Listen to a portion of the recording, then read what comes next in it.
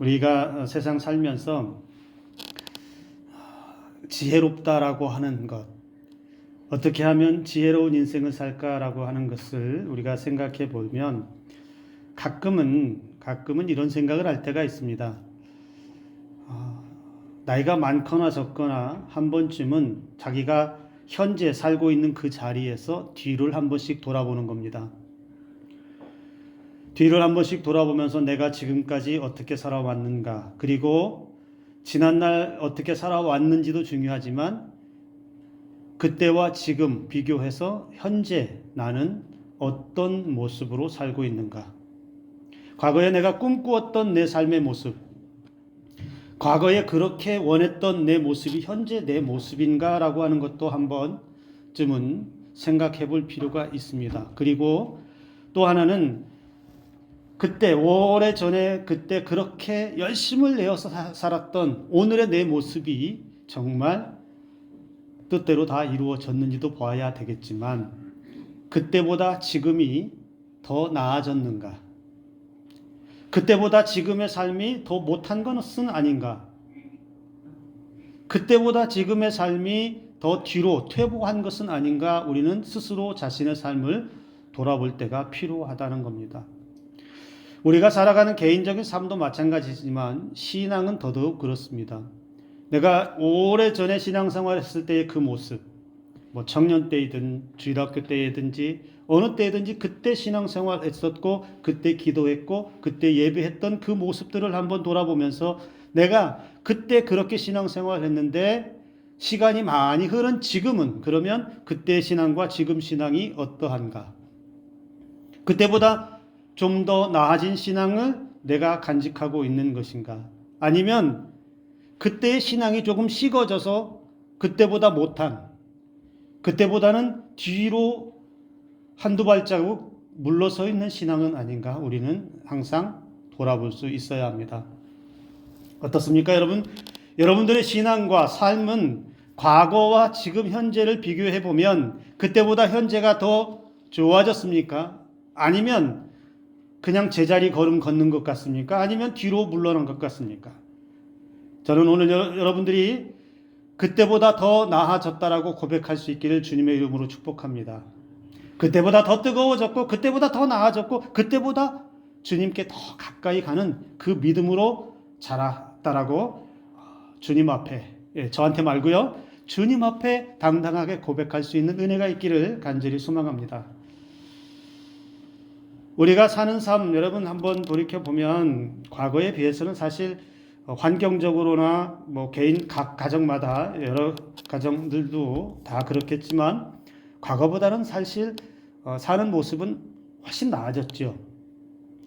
많은 것을 가졌고 큰 집을 의리의리한 집을, 그런 집을 많이 가졌기 때문에 나아졌다는 것이 아니라 과거에 살아갔던 그 힘겹게 살아갔던 삶보다는 현재의 삶은 더 풍요로워졌고 더 윤택해졌고 더 부족함이 없는 그런 세상 가운데 현재 우리가 살고 있는 건 맞다라는 거예요.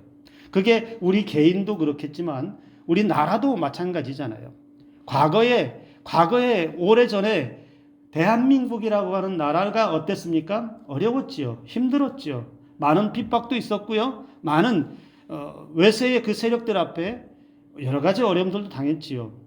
가난하던 시절도 다 거쳐갔습니다. 그러나 그런 모든 시간을 거쳐간 현재는 그때와는 비교할 수 없는 여러 가지 풍요로움과 번영의 시대를 우리가 살고 있고 앞으로 또 어떤 세상이 정말 신세계가 펼쳐질지 우리는 아무도 모릅니다.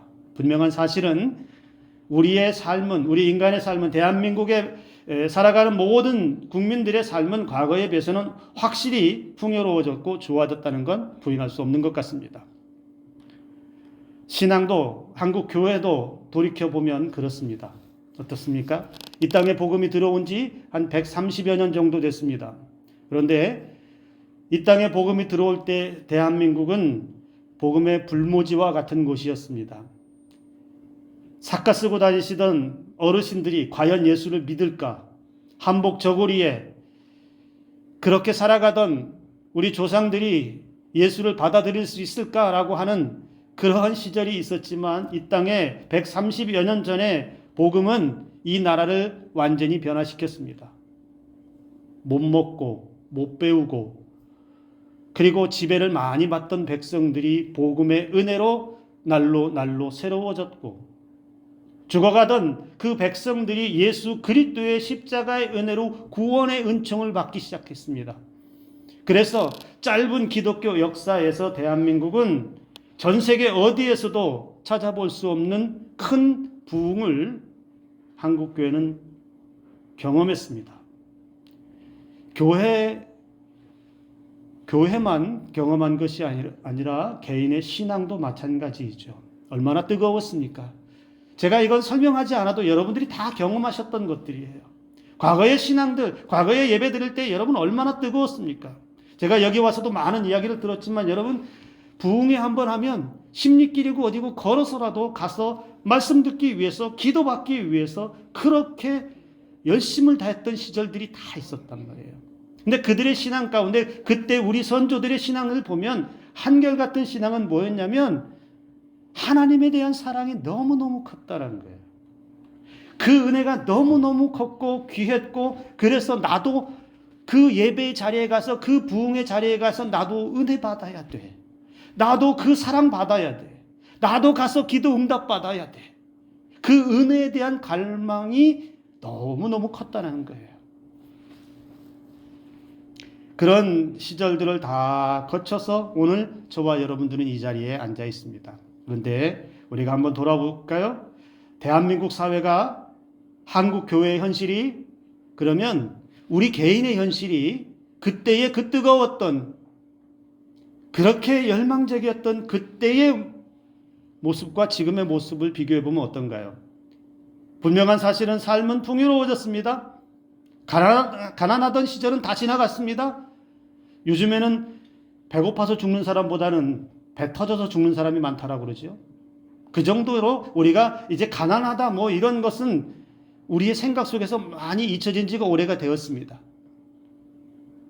각자의 차이는 있지만 나름대로의 그런 풍요로운 삶, 부족함 없는 삶. 여러분 해외 나가면 대한민국이 얼마나 좋은 나라인지 새삼 느낍니다. 길 하나만 보아도 우리가 걷는 길 하나만 보아도 대한민국이 얼마나 잘 사는 나라이고 얼마나 좋은 나라이고 얼마나 살기 좋게 만들어 놨는지 우린 해외여행 한번 가면요 금방 느낄 수 있더라고요. 그만큼 우리의 현실은 좋아졌는데 그러면 이 대한민국 사회의 한국 교회는 그 뜨거운 부흥을 경험했던 한국 교회와 성도들의 신앙은 어떻습니까? 삶이 풍요로워진 만큼 살기 좋아진 만큼 그 어렸던 시절이 다 지나가고 이제 윤택한 삶이 우리의 눈앞에 펼쳐진 만큼 우리의 신앙도 풍요로워졌느냐?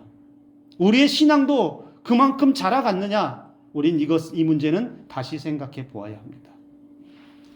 한국교회 그리고 한국교회 성도들이 대한민국에 주는 영향력이 지금 현재 어떨까요?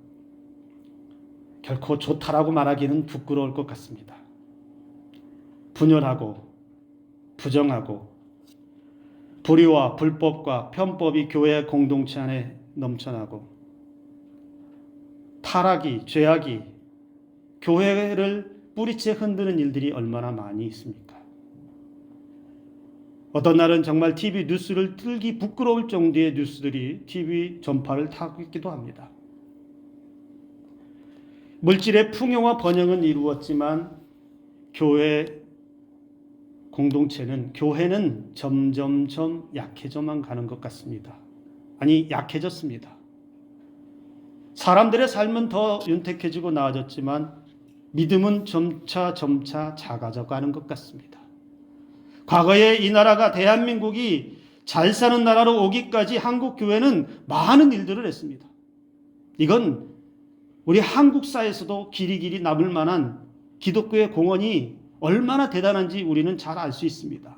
그런데 현재에 와서 그 영향력과 그 교회의 대단함들이 자꾸 비판적으로 변하기 시작하고 조롱으로 변하는 그런 현실을 맞고 있습니다. 왜 물질의 풍요를 이루고 우리가 기도한 대로 잘 살고 잘 되고 우리가 기도한 대로 응답되어져서 이전에 어려웠던 시절 잘 지나가서 이제 살만한 시대가 되었는데 왜 하나님을 향한 믿음은 점차 뒷걸음질 치고 작아지고 쇠퇴해 갈까요? 왜 이런 현상들이 일어날까요? 우리는 오늘 말씀의 호세아 선지자의 말씀을 우리는 귀담아 들어야 합니다.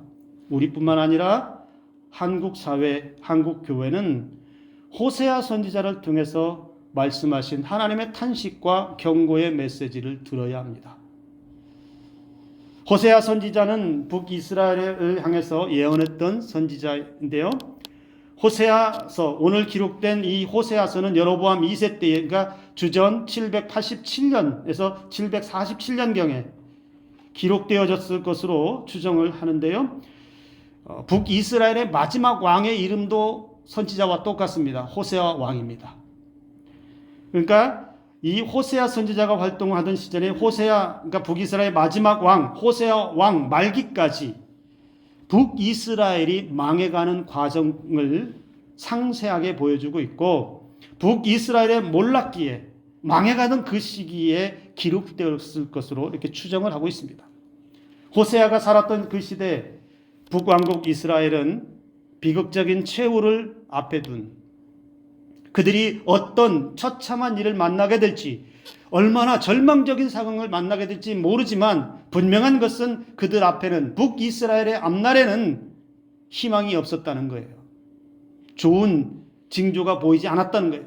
시간이 흐르면 흐를수록 그들에게 나타나는 것은 하나님의 경고와 하나님의 심판의 메시지를 통해서 처참한 미래가 기다리고 있었다는 것을 계속해서 보여주고 있습니다.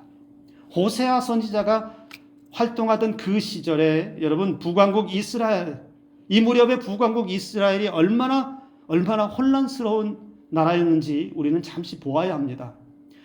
북왕국 이스라엘에서 여로보암 2세가 왕이 통치하고 난 이후에 여로보암 2세에 이어서 25년 동안 6명의 왕이 통치를 합니다. 25년, 그러니까 6명의 왕이 통치를 하는데, 여러분 25년 동안 6명이라면 평균적으로 한 4, 5년 정도밖에 통치를 못했다는 거예요. 왕이 무슨 대통령제도 아닌데 평균적으로 4년 정도밖에 통치 못했다는 얘기는 정치적으로 매우 혼란스러웠다는 것을 단적으로 보여줘요. 그 중에서 이 6명의 왕 중에서 여러분 스가랴, 살룸, 부가이야, 베가, 이러한 왕들은 다 피살되었습니다. 암살당했어요. 그러니까 왕가에서 왕부터 왕위를 지키지도 못하는 그러한 혼란기에 있었다라는 것을 말해줍니다. 므나헴이라고 하는 왕만 정상적으로 자기 아들에게 왕위를 물려주었는데, 마지막 호세아 왕 때 호세아는 전쟁 포로가 되어서 끌려갑니다. 정치, 국내 정세, 북이스라엘 안에 국내 정세가 이렇게 요동쳤어요. 왕가에서 이렇게 권력 다툼이 심했습니다. 외교, 국제정세 어느 것 하나 안심할 수 있는 그런 상황이 아니었고, 격변의 시기를 북이스라엘이 겪고 있습니다. 그렇게 북이스라엘은 비극적인 결말을 향해서 거침없이 빨리 달려갔습니다. 여러분, 한 개인, 한 사람이나 국가나 어느 공동체가 망해갈 때요, 어느 날 갑자기 눈 딱 떴더니 그냥 망했더라, 이런 것은 거의 없습니다. 어느 날 한순간에 갑자기 망했다, 이런 경우는 거의 일어나지 않습니다. 분명히 망해갈 때는요, 그 전에 징조들이 나타나기 마련입니다. 망할 만한 이유들이, 실패할 만한 이유들이, 무너질 만한 이유들이 분명히 징조로 나타나게 되어 있습니다. 그렇게 처음에는 미세하게 보이지 않는 징조들로 시작했다가 점차 커지기 시작하고, 그것이 쌓이면 그때 가면 완전히 무너지고 망하게 된다는 겁니다. 북이스라엘이 그렇게 망해갔습니다. 처음에는 그들에게 있어서 아무렇지 않은 것 같았어요. 작은 죄악, 우상숭배, 이런 것들이 처음에는 양심이 찔려서 조심조심도 했을 거예요. 그런데 그것이 몸에 젖어들고 죄악이 젖어드니 죄에 무감각해지다 보니 우상숭배도 이제는 아무렇지도 않게 버젓이 하나님을 믿는 백성이라고 하면서 그들은 그렇게 타락의 길로 점차 깊이 들어갔습니다. 결국에 그들이 받아든 것은 처참하게 아수르에 멸망하는 것이었습니다. 우리가 북이스라엘의 이 멸망의 과정 보면서 우리 자신도 생각해 볼 수 있어야 합니다. 여러분, 우리의 인생 그리고 국가도 마찬가지입니다. 부와 권력이 지켜주는 게 아니에요. 나라가 돈이 많고 군사력이 대단하다고 해서 그 나라가 영원하고 그 나라가 부귀영화를 누리는 게 아니에요. 성경은 그것을 분명하게 우리에게 보여줍니다. 호세아 선지자가 활동하던 그 시대 여로보암 2세 때에 여러분 북이스라엘이 얼마나 잘 살았는데요. 북이스라엘 역사상 가장 잘 살았던 부귀영화를 누렸던 시대가 어느 시대냐? 여로보암 2세 때였다는 거예요. 경제적으로 군사적으로 북이스라엘은 대단한 시절을 호황기를 누렸습니다. 부족함이 없었어요. 물질적으로 풍요했습니다. 넘쳤어요. 누구에게도 꿀릴 것 없는 그런 시절을 보내고 있었습니다. 그것이 그 풍요로움이 그 권력이 그 군사력이 북이스라엘을 지켜줄 것 같았지만 지켜주지 못했습니다. 잘 먹고 잘 사는 풍요로움을 누리다 보니 그 북이스라엘의 사회는 오늘 본문에도 나타납니다. 시간이 흐르면 흐를수록 타락해져 갔습니다. 지도층의 도덕적 타락상이 드러났고요. 힘 있는 사람이 가진 자가 없는 사람들, 가난한 자들, 소외된 자들을 외면하고 착취하고 무관심하고 그렇게 북이스라엘은 안에서 내부에서부터 썩어지기 시작했습니다. 그리고 그들의 신앙은 시간이 흐르면 흐를수록 이방 우상들에게 빠지기 시작했습니다. 하나님이 여기에 탄식하시는 거예요.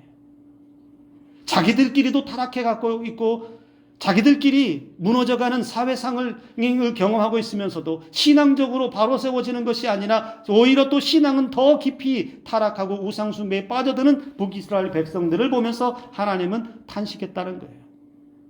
우리는 돈이 있고 우리는 권력이 있고 우리는 군사력으로 든든한 나라이기 때문에 괜찮다. 이것이 우리를 지켜줄 것이라고 생각했지만 오히려 그 풍요로움이 오히려 그 대단한 자신감이 오히려 그 윤택한 삶이 북이스라엘을 무너뜨렸다는 거예요. 여러분 오늘 1절과 2절에서 그들의 삶을 낱낱이 고발하고 있습니다. 여러분 말씀을 1절과 2절의 말씀을 한번 보시면 이게 제가 쉬운 성경으로 한번 읽어드릴게요. 이는 참으로 이 땅에는 진리도 없고 신의도 없고 하나님을 아는 지식도 없으며 오직 저주와 속임수와 살인과 도둑질과 간음만이 있을 뿐이며 피 흘리는 일이 그치지 않기 때문이다. 이 말씀은요 북이스라엘 향해서 호세아 선지자를 통해 낱낱이 고발하고 있는데 이 말씀은 누구에게 하신 것이냐면 하나님을 알지 못하는 이방 백성들에게 하신 말씀이 아닙니다. 이 말씀은 하나님을 알고 있다라고 하는 하나님으로부터 선택받았다라는 자부심을 가지고 있는 이스라엘 백성들을 향해서 하신 말씀이에요. 하나님을 아는 사람들이 하나님을 믿는 사람들이 그들의 삶이 어떤 삶이냐? 진리도 없고 신의도 없고 하나님을 아는 지식도 없고 그들에게 남아있는 것은 저주와 속임수와 살인과 도둑질과 피 흘림만 남아있다. 얼마나 잔인한 삶입니까? 경제적 부와 성공이 그들의 삶을 이렇게 파멸로 안내하고 있습니다. 온갖 거짓과 불법과 더러움과 잔혹함만이 북이스라엘 전체를 다 덮고 있어요. 망해가는 북이스라엘 백성들. 그래서 하나님이 호세아 선지자를 통해서 이렇게 탄식합니다. 내 백성이 지식이 없어 망하는 도다. 내 백성이 지식이 없어 망하는 도다. 이 탄식의 말씀은요 당시 종교 지도자들에게 하시는 말씀인 동시에 일반 백성들에게도 하시는 말씀입니다.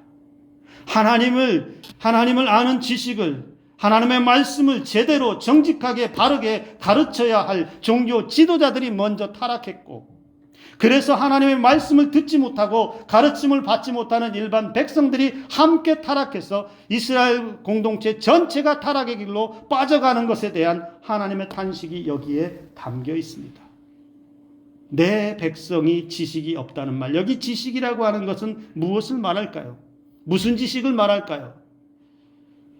호세아 5장 4절, 6장 3절, 6절을 통해서 보면 여기 하나님을 아는 지식이라고 하는 것을 알 수 있습니다. 그런데 이 지식은 여호와를 알지 못하는 지식, 하나님에 대한 온전한 마음, 하나님을 알고자 하는 열망, 하나님께 더 가까이 가고자 하는 그 믿음이 없었다는 걸 분명히 말해줍니다.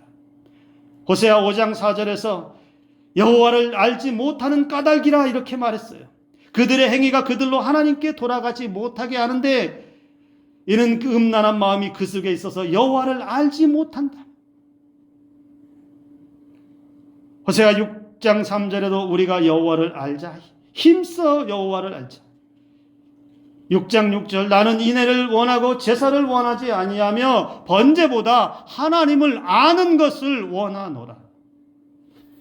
이 백성들에게 지금 필요한 것은 부귀와 영화와 번영이 아니라 잘 샀고 잘 먹고 잘 누리고 좋은 거 구경하고 편안하게 늘어지게 사는 것이 아니라 이들에게 필요한 것은 하나님을 힘써 아는 것이다. 호세아 선지자를 통해서 계속 그렇게 말하고 있다는 거예요. 내 백성이 지식이 없어서 망한다. 여기서 중요한 말 중에 하나는 여러분, 내 백성이라는 거예요. 내 백성. 하나님은 이 타락한 백성들을 향해서 여전히 내 백성이라고 말하고 있어요. 우상숭배에 빠졌고 음란에 빠졌고 죄악에 빠졌고 더러움에 빠졌고 잔혹하게 살아가고 있는 피도 눈물도 없는 그 백성들을 향해서, 돌아오지 못하고 하나님께로 나오지 못하는 그 백성들을 향해서 너는 아직도 내 백성이다 이렇게 말하고 있다는 거죠. 어쩌면 오늘 우리 가운데서도 이 말씀을 들어야 할 사람들이 있을 것 같아요. 여전히 내가 부족하지만, 여전히 내게 모자람이 있지만, 실수가 있고 아직 믿음이 부족하지만 그래도 하나님은 우리에게 뭐라고 말하느냐? 너는 아직도 내 백성이다. 오늘 이 말씀이 저와 여러분들의 가슴 속에 들려지기를 주님의 이름으로 축복합니다. 하나님은 그 타락한 백성들을 향해서 내 백성이 이렇게 나를 몰라서, 하나님을 몰라서, 하나님을 향한 믿음이 없어서, 하나님을 향한 온전한 마음이 없어서 망해가는구나. 하나님이 그렇게 탄식하고 있다는 것. 하나님의 백성인데도, 선택받은 백성인데도 그들의 주인이신 하나님을 아는 것이 없어서 그렇게 멸망을 기다리고 있는 이스라엘 백성들의 모습을 우리는 볼 수 있어야 합니다. 그렇다면 여러분, 지식이 없어서라는 말, 이 말의 의미는 또 무엇일까요? 지식이 없다. 어떤 성경적인 지식을 몰라서일까요?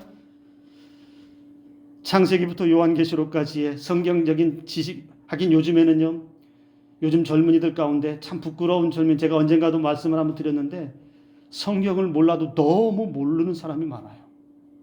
성경의 인물이 누군지도 모르고요, 그 사람이 도대체 어디에 나오는지도 모르는 사람들이 너무너무 많더라고요. 충격적이기도 합니다. 근데 여기 지식이 없어서라는 말, 그래서 하나님께서 뭐라고 말씀하셨냐면 지식이 없어서 망한다 하고 그 다음 이어지는 말은 네가 지식을 버렸으니 나도 너를 버려, 이렇게 말합니다.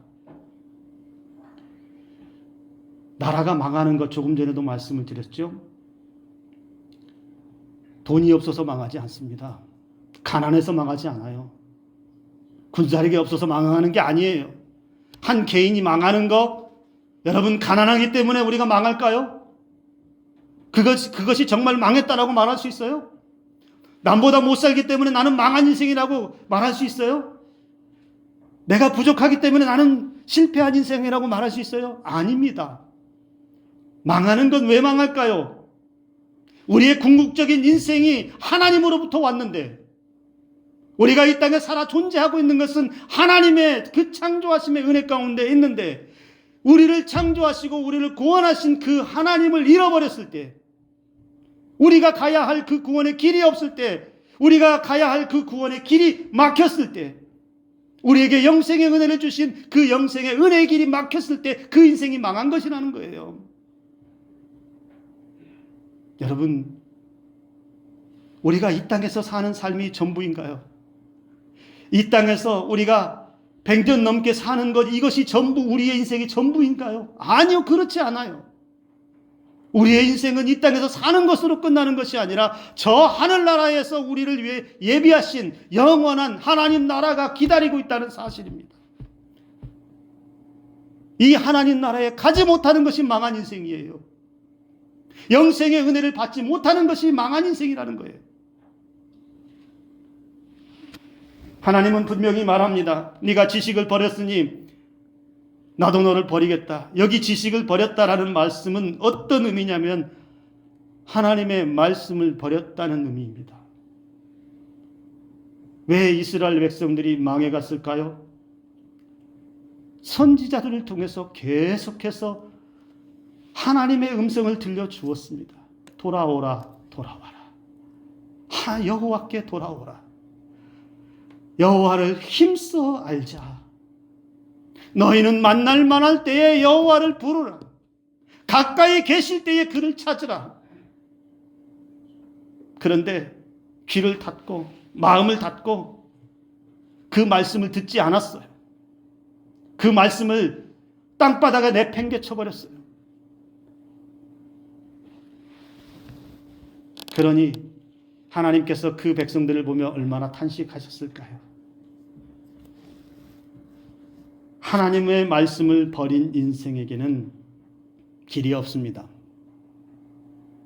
하나님은 모든 사람들이 구원을 받기 원하시고 모든 사람들이 하나님의 은혜 아래서 살기를 원하시지만, 그러나 주신 그 말씀을 하찮게 하는 순간, 하찮게 생각하고 그 말씀을 땅에 버리고 그 말씀이 들려지는데 귀를 닫고 마음을 닫고 하나님의 말씀에서 돌아서 버리면 그 인생에게는 길이 없습니다. 결국은 그것으로 그 인생이, 그 나라가 망할 수밖에 없다는 것이고, 그렇게 보여준 산 증인이 이스라엘 백성들입니다. 북이스라엘과 남유다가 둘 다 망했습니다. 그런데 그들이 망한 것은 궁극적인 이유, 정치를 잘못해서 아니요, 돈이 없어서 아니요. 그들이 궁극적으로 망한 것은 하나님의 말씀을 버린 것에서부터 시작됐습니다. 하나님의 말씀을 버리니까 그 말씀을 버린 자리에 뭐가 들어왔냐? 우상이 들어왔어요. 하나님의 말씀을 버리니까 그 속에 죄가 들어와서 본질적인 죄의 속성들이 드러나기 시작해서 그 백성들이 더 타락하고 더 죄악의 길로 깊이 빠져가면서 하나님은 철저하게 외면해버렸다는 거예요.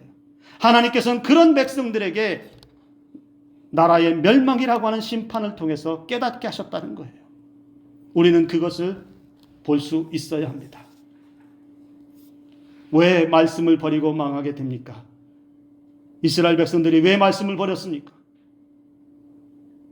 그들은 지금까지 하나님의 말씀대로 여기까지 왔는데, 그 말씀의 은혜를 붙잡고 살았는데, 조상 때부터 거슬러 올라가 보면 그들은 말씀 따라 왔어요. 말씀 따라 광야 여정을 걸어갔고요. 말씀대로 가라 하는 곳에 갔고, 말씀대로 머물러 하는 곳에 머물고, 말씀대로 하라는 대로 하면서 살 때에 그들은 번영을 누릴 수 있었고, 평화를 누릴 수 있었고, 은혜를 누릴 수 있었습니다. 그런데요, 그들은 말씀을 버렸어요. 왜 버렸을까요? 도대체 말씀을 버리게 한 이유가 뭐예요? 앞서 얘기했듯이 그들의 삶의 풍요와 번영 때문에 버렸습니다. 사람들이 언제 하나님의 말씀을 소홀히 하고 안 듣게 될까요? 사람들이 언제 하나님의 말씀을 그냥 흘려들을까요? 내 삶에 부족함이 없을 때예요. 갈급함이 없고요. 간절함이 없고요. 현재 내 삶에 그냥 그런 대로 먹고 살만하고 부족함이 없으면 하나님의 도우심이 그렇게 필요한 것 같지 않아요. 하나님이 도와주지 않아도 내가 그냥 열심히 일해서 땀 흘려 수고하고 먹고 살아도 살 수 있을 것 같아요. 충분히 내가 현재 누리고 있는 이것으로도 그냥 사는데 별 문제 없을 것 같아요. 내가 힘써 노력하면 될 것 같아요. 굳이 하나님이 내 삶에 개입하지 않아도 별 문제 없다라고 생각하면 하나님의 말씀이 들려오지 않습니다.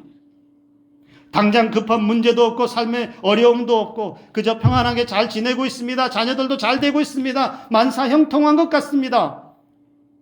그러한 삶에서는 하나님의 말씀의 영향력이 없어요. 과거에 우리나라가 한국교회가 얼마나 간절히 기도했습니까? 제가 서두에 시작할 때도 말씀을 드렸지만 얼마나 뜨겁게 하나님 앞에 나아갔습니까?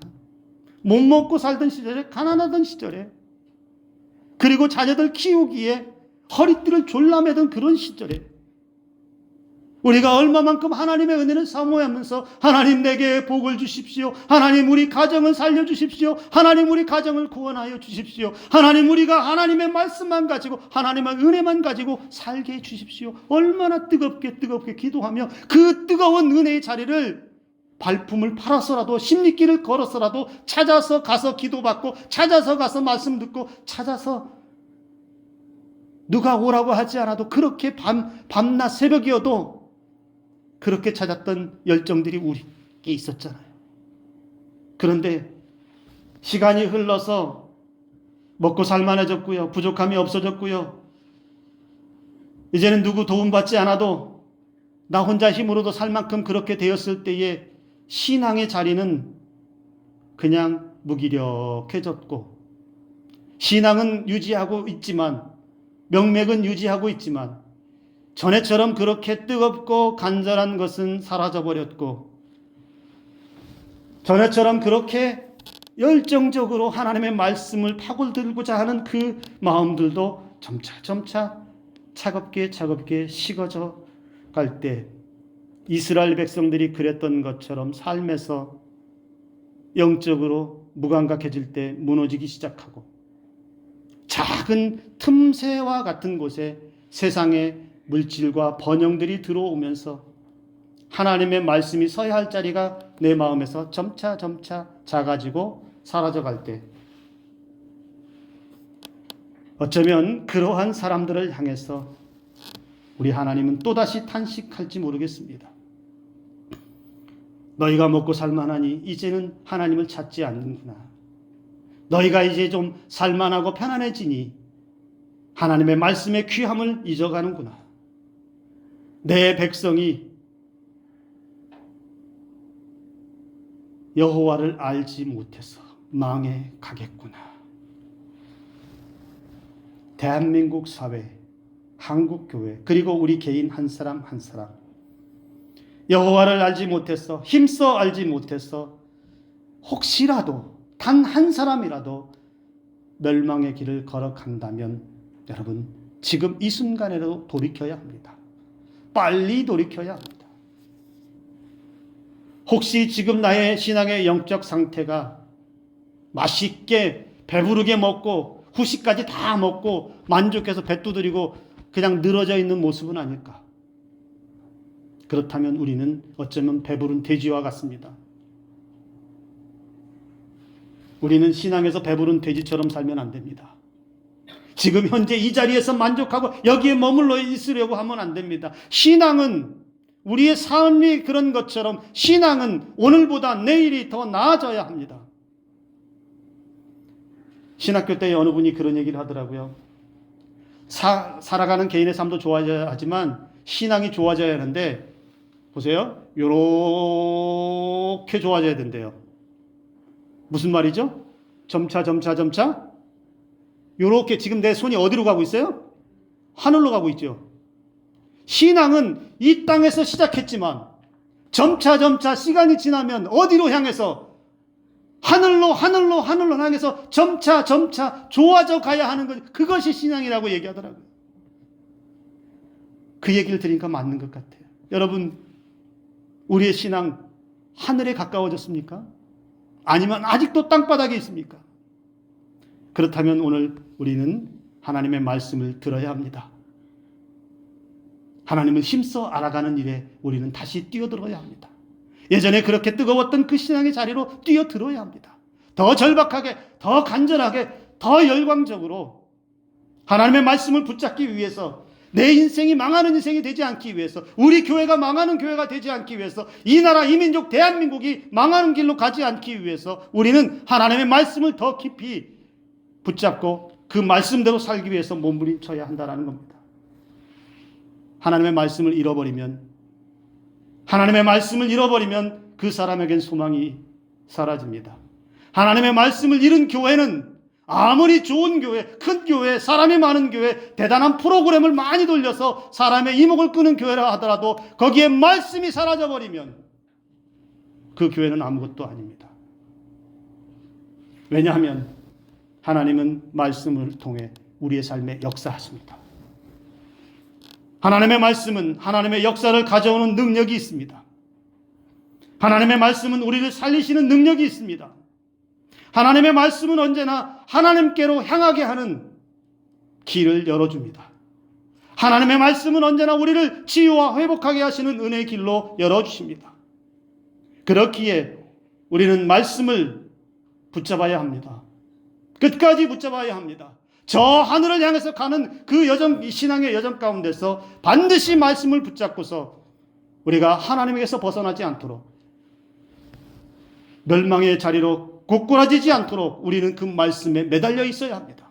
그래야 그 말씀 가운데서 주시는 하나님의 능력을 얻을 수 있으며, 말씀 가운데 주시는 길을 갈 수 있으며, 말씀으로 인도하시는 생명의 길을 얻게 될 줄로 믿습니다. 혹시 신앙에서 조금 느슨해졌다면 여러분 바짝 다시 한번 긴장의 끈을 조이시기 바랍니다. 내 삶에서 신앙이 조금 나태함에 있었다면 다시 한번 내가 주저앉아 있는 것 같은 그 자리에서 다시 일어나서 옷에 묻은 먼지를 털고 하나님께로 힘차게 말씀 붙잡고 나아갈 수 있기를 주님의 이름으로 축복합니다. 우리의 신앙, 우리의 삶, 말씀으로 중심 잡지 않으면 우리의 신앙은 깃털보다 가볍게 될 것입니다. 우리의 신앙, 말씀으로 중심 잡지 않으면 아마 이 땅에서 먼지처럼 날아가는 인생이 될 것입니다. 말씀 없는 신앙은 빈 깡통과도 같은 신앙이고, 말씀 없는 신앙은 작은 바람에도 흔들리고 요동하는 신앙이 될 수밖에 없습니다. 오늘 이 자리에 있는 저와 여러분들 모두가 말씀으로 중심 잡는 묵직한 하나님의 사람들로 살아갈 수 있기를 주님의 이름으로 축복합니다. 그 말씀이 우리의 삶을 인도하는 한, 그 말씀 붙잡고 있는 한 우리는 결코 북이스라엘 백성들이 망한 것처럼 망한 인생이 아닌 형통케 되는 인생이 될 줄로 믿습니다. 오늘 이 은혜들을 붙잡고 승리하는 저와 여러분들 되기를 주님의 이름으로 축복합니다. 기도합니다.